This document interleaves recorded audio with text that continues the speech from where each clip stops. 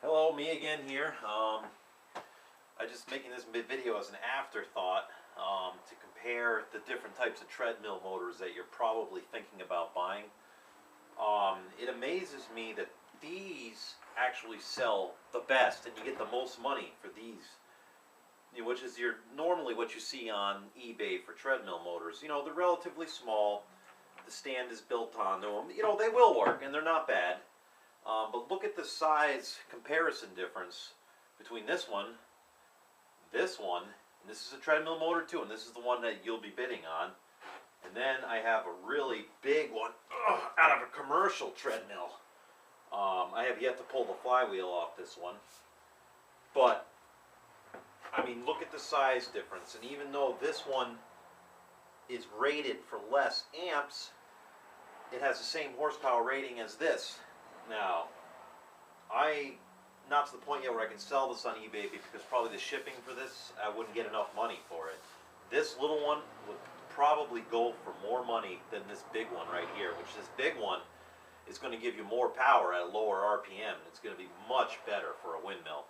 But I don't know why these go for. Let me try hooking my VOM meter up and I can show you how these two produce power so much quicker than this style right here, the smaller one.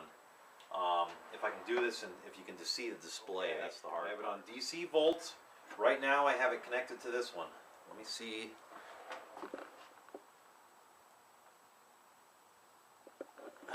I don't know if you're going to be able to see that, but I'll read the numbers off here. What I need is an old Simpson analog meter, then you'd be able to read it. But let's see how fast I can spin this one up just by hand. Now it doesn't have a flywheel off, so I can't get a steady RPM out of it. But I'm building about, I can get a max about 7 volts just by doing it by this. All right. Same thing, I'm just going to spin it by hand, and let's see what she'll build.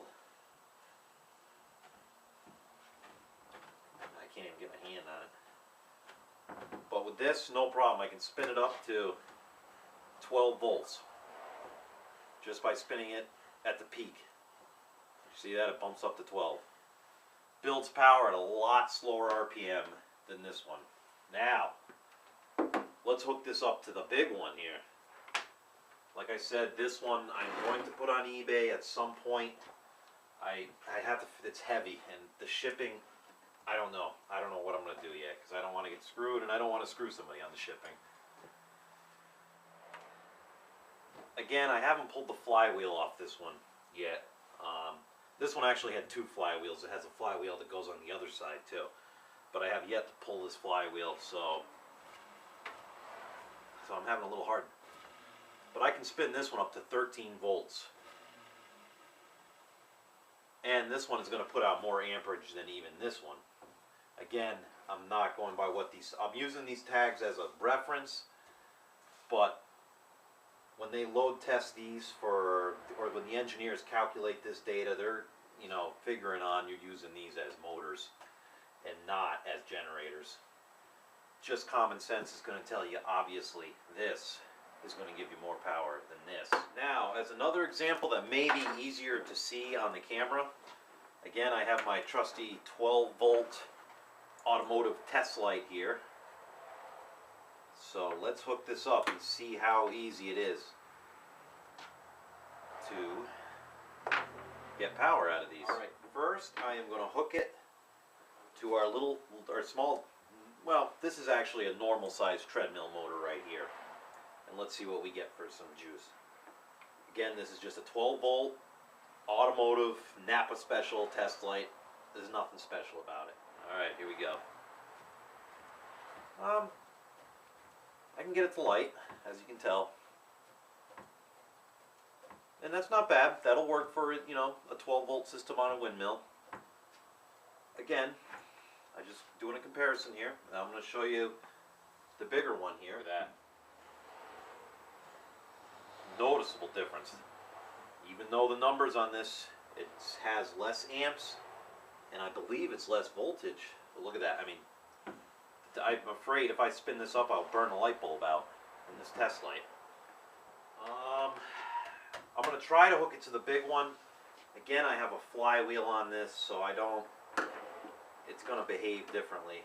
I can't spin it up as fast, but it'll stay spinning longer. Okay, this is the big one I have, the commercial jobber. Yeah, huh? That one's really nice.